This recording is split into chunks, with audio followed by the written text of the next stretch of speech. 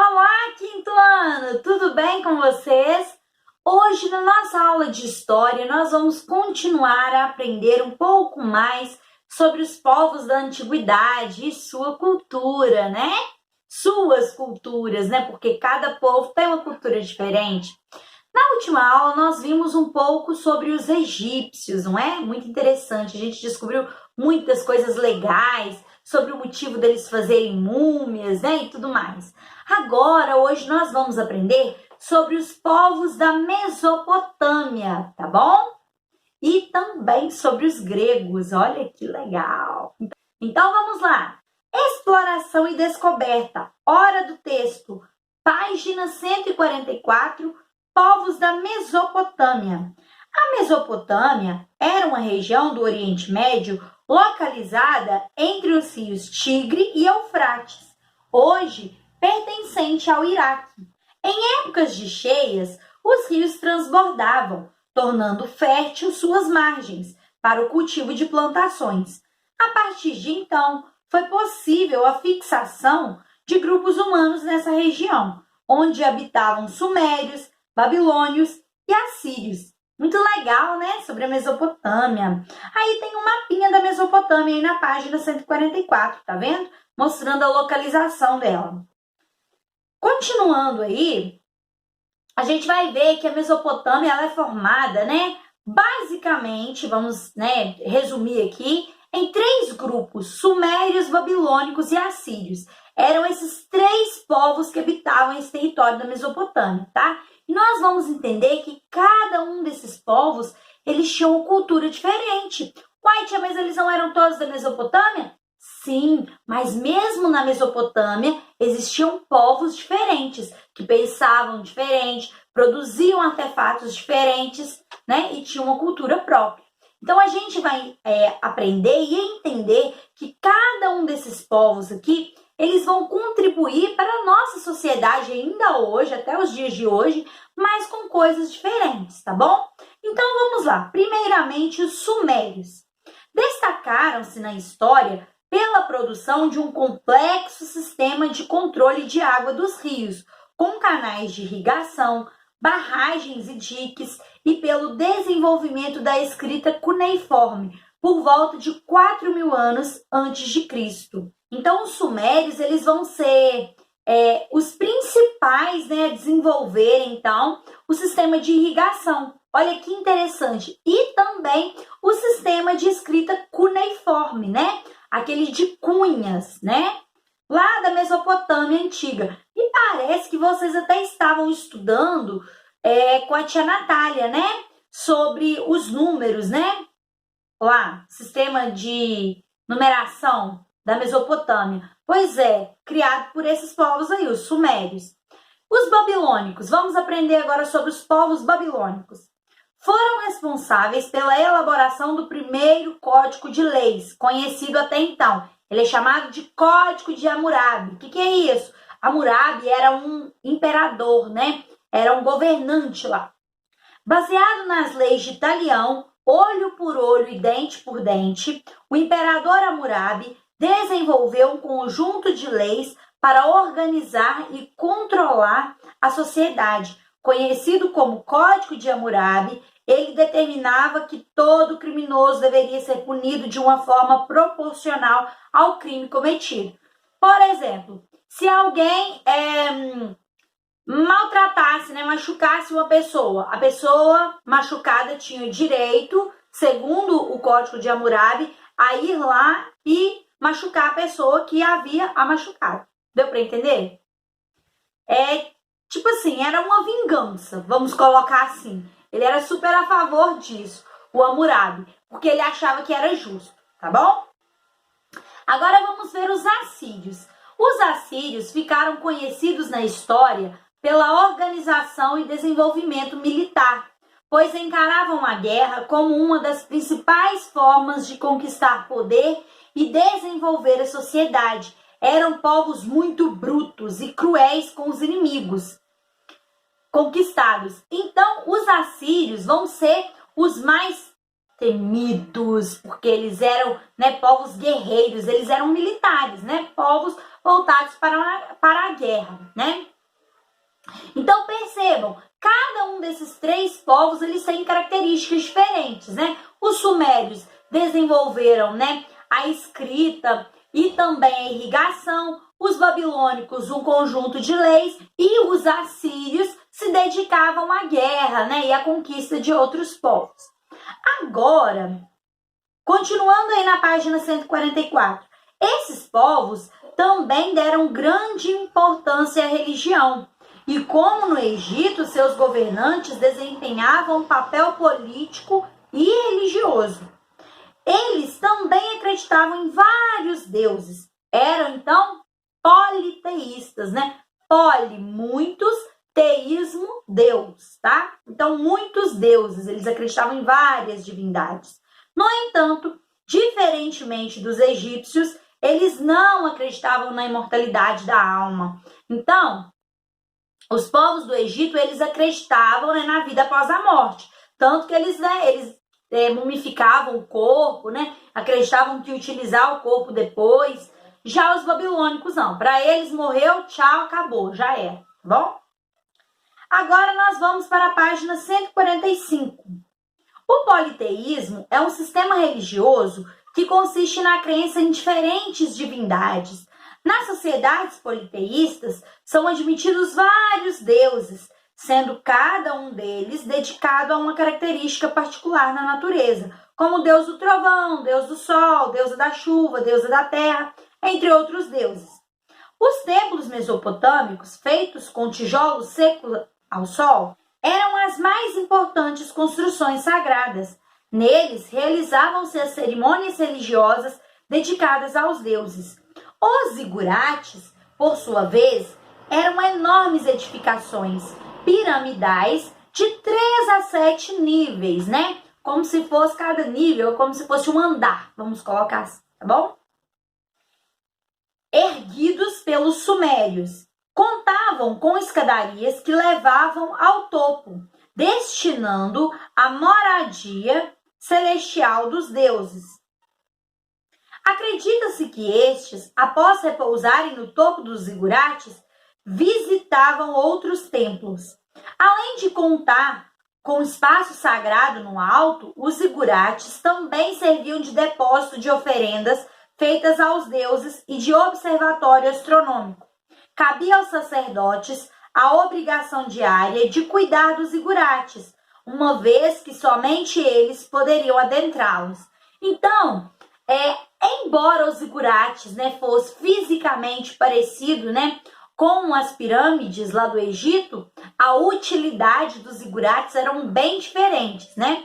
Enquanto as pirâmides elas serviam para abrigar, né, os corpos dos faraós, né, que já haviam falecido, os zigurates eles eram em honra, era como se fossem templos, né, em honra aos deuses, né, onde eram feitos sacrifícios, servia de observatório astronômico e uma série de outras coisas. E quem cuidava, né, dos zigurates eram os sacerdotes, né, dedicados à religiosidade deles lá e a cuidar desse espaço, tá bom?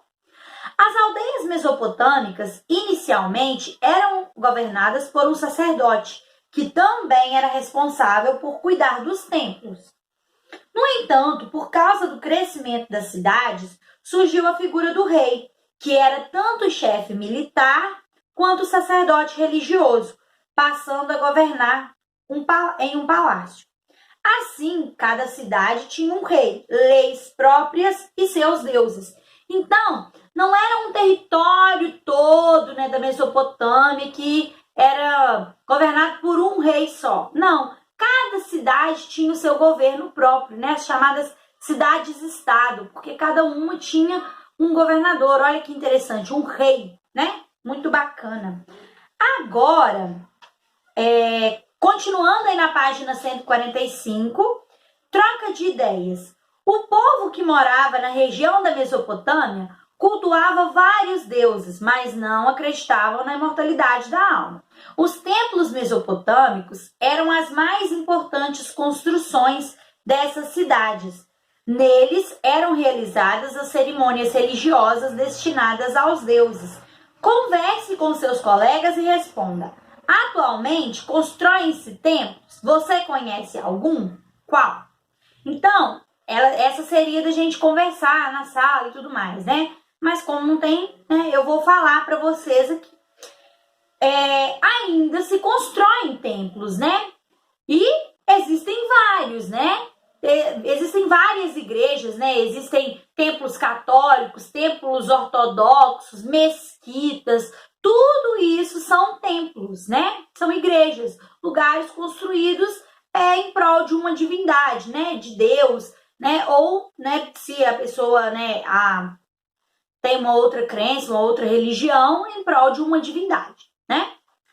Agora, página 146, nós vamos ver sobre os gregos. Muito legal, os gregos. A Grécia Antiga formou-se da união de diferentes povos que viviam na região dos Balcãs, no litoral do Mar Egeu e na península do Peloponeso. Nessa região, a língua falada era o grego e seus habitantes eram chamados de helenos. Os povos que não falavam grego eram chamados de bárbaros. Então, bárbaro não tem nada de mal, é só porque eles não falavam grego, tá, gente? Os helenos tinham uma grande variedade de histórias mitológicas comuns, com divindades que viviam no Monte Olimpo, a mais alta montanha da Grécia. Então, os gregos, né, esses helenos aí, eles tinham várias lendas, vários mitos, né, para explicar sobre o surgimento das coisas, o funcionamento e tudo mais, né? E eles também eram politeístas, tá? Mas eles acreditavam em deuses que eram diferentes dos deuses dos egípcios e diferentes dos deuses dos povos da Mesopotâmia, ok? Então tá bom, continuando. Assim, como muitos povos da antiguidade, os gregos acreditavam em vários deuses, eram politeístas. Esses deuses tinham certas semelhanças com seres humanos, como medos, anseios, amor, ódio e inveja.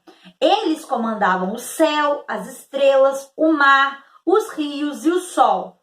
Além disso, habitavam o topo do Olimpo, de onde decidiam a vida dos mortais. Então, uma característica importante dos deuses, né, considerados pelos gregos, eles eram como se fossem pessoas humanas, né? Sentia raiva, medo, inveja, todos os sentimentos, né? Tanto os bons quanto os ruins. A única diferença é que para os gregos, esses deuses eram imortais, né? De resto, eles eram como seres humanos mesmo, bom?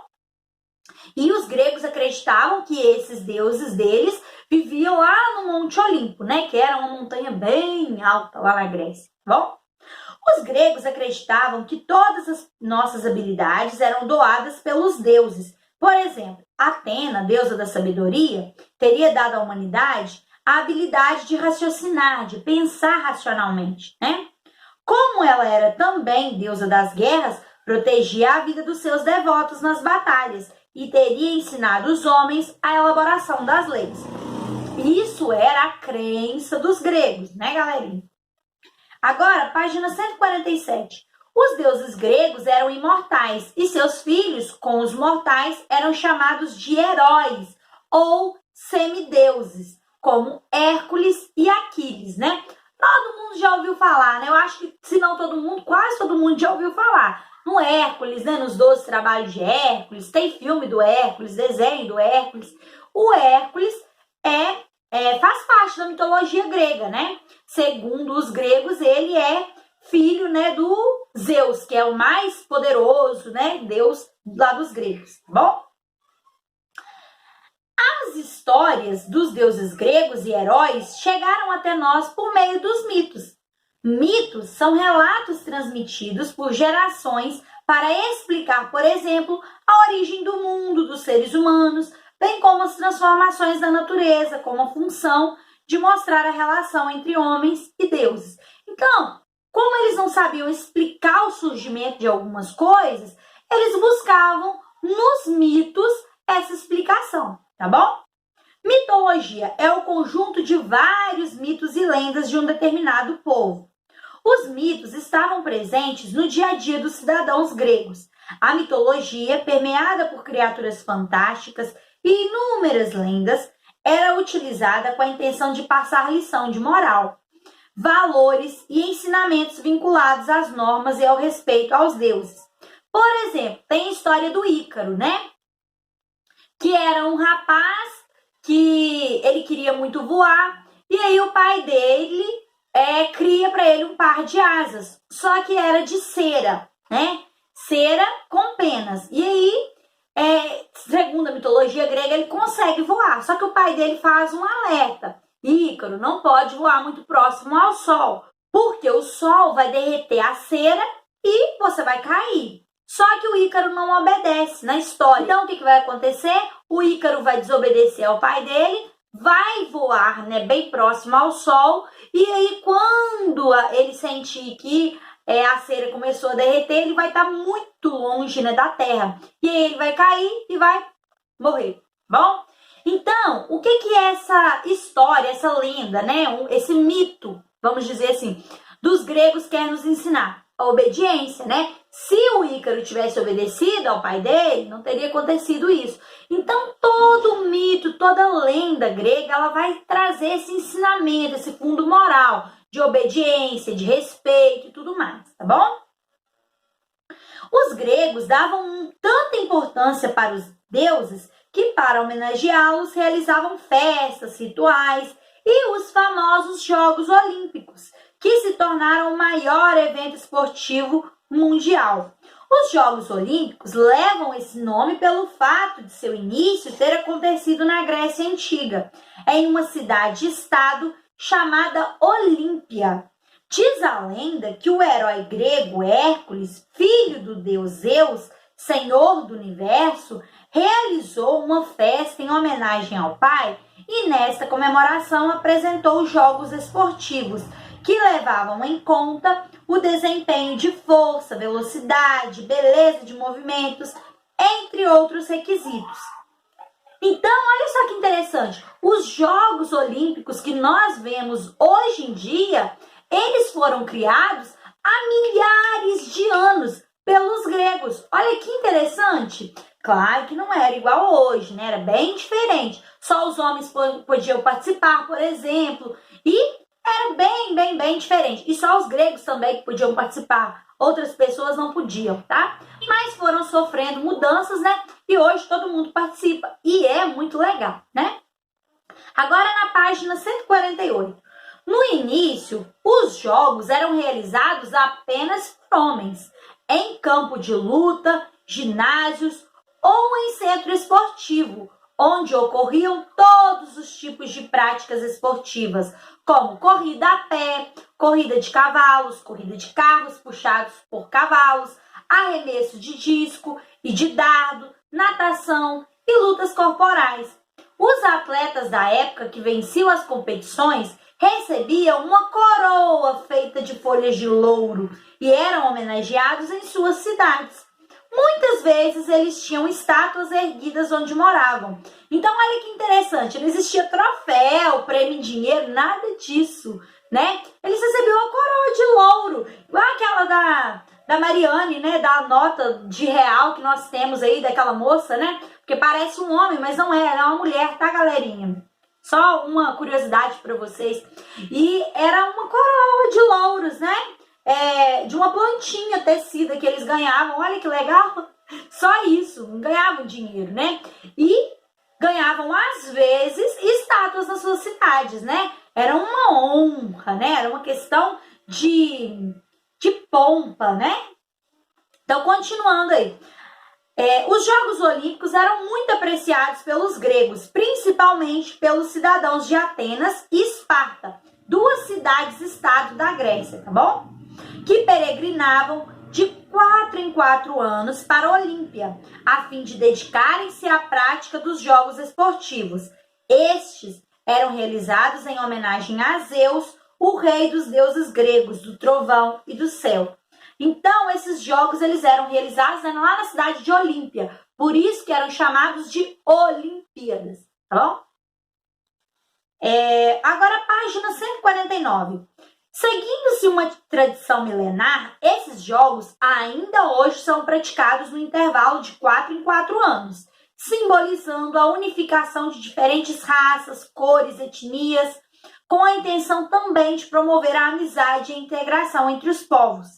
Nesse evento, chamado de Olimpíadas ou Jogos Olímpicos, homens e mulheres de diversos países reúnem-se, motivados pelo amor ao esporte, e participam da competição que premia os vencedores com medalhas, ouro, prata e bronze, né? Primeiro lugar, ouro, segundo, prata, terceiro, bronze. Em 1896, os Jogos Olímpicos ganharam um símbolo composto por 5 anéis entrelaçados, representando os continentes unidos pelo esporte. Este símbolo foi criado pelo francês Pierre de Fred, mais conhecido como Barão de Coubertin.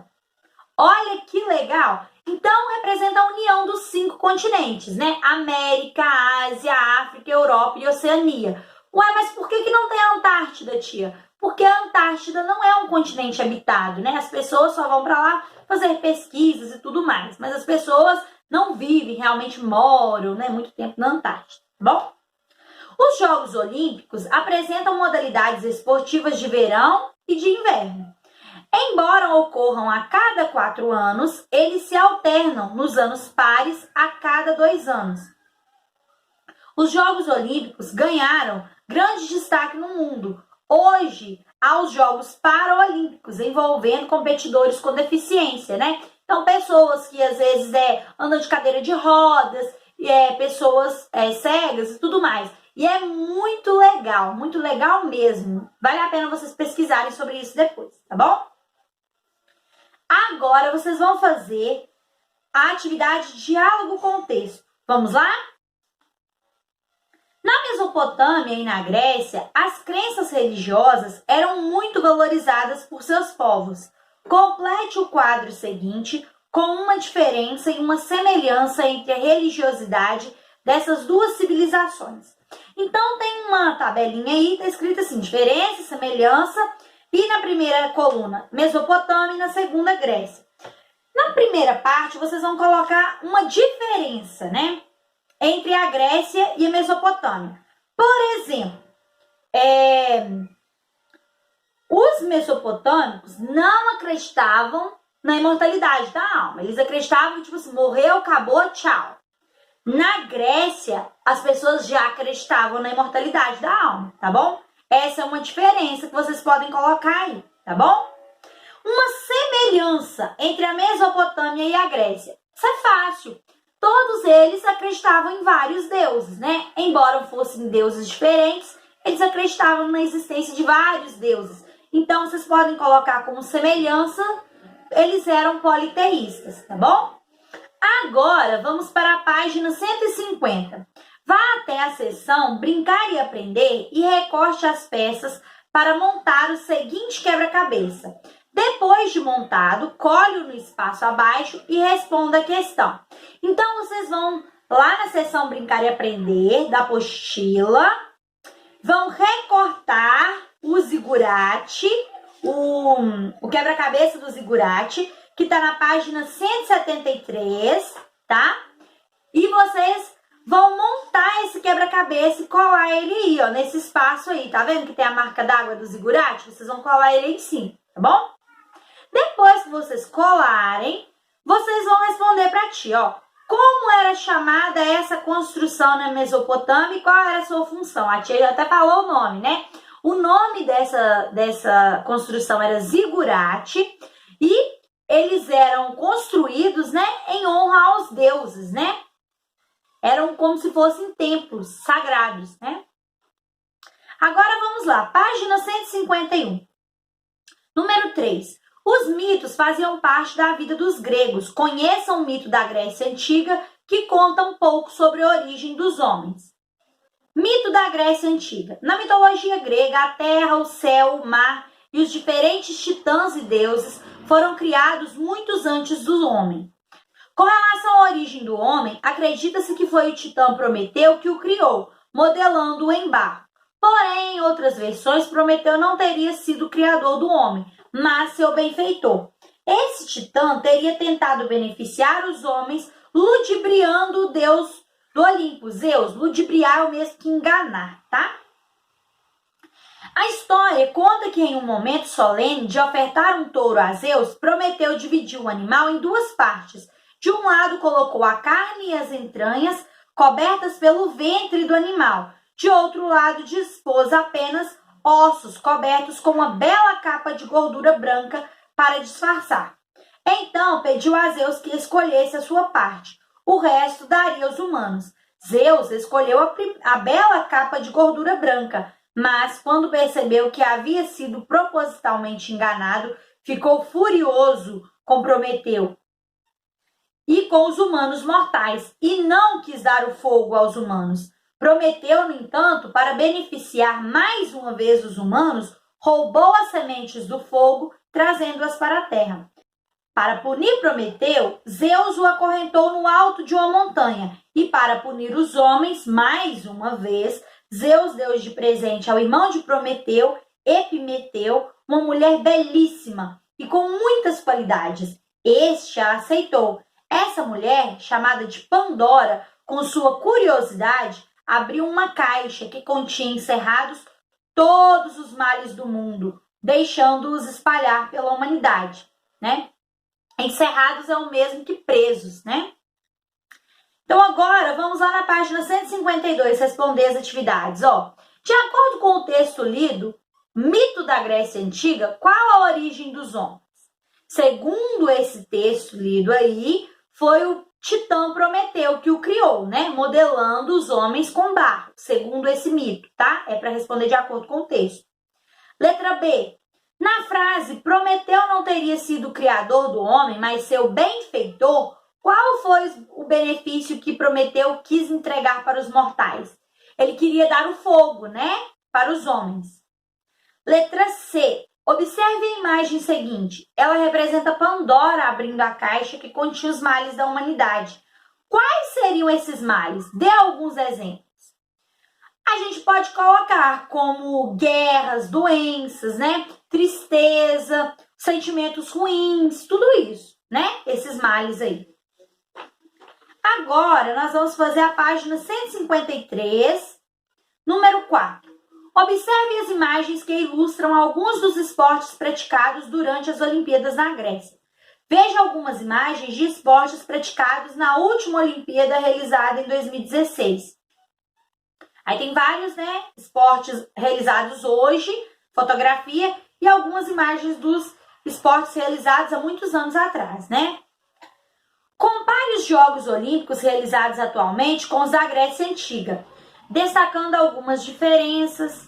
Por exemplo, onde são sediados, qual o prêmio dado aos atletas vencedores e quais os esportes praticados. Registre sua comparação no espaço seguinte. Então, vocês podem colocar que antigamente, quais os jogos que eram feitos, né? Arremesso de dardos, né? Lutas, corridas. E para o prêmio, coroa de louros, né? Bem bonita para eles. Muito bem.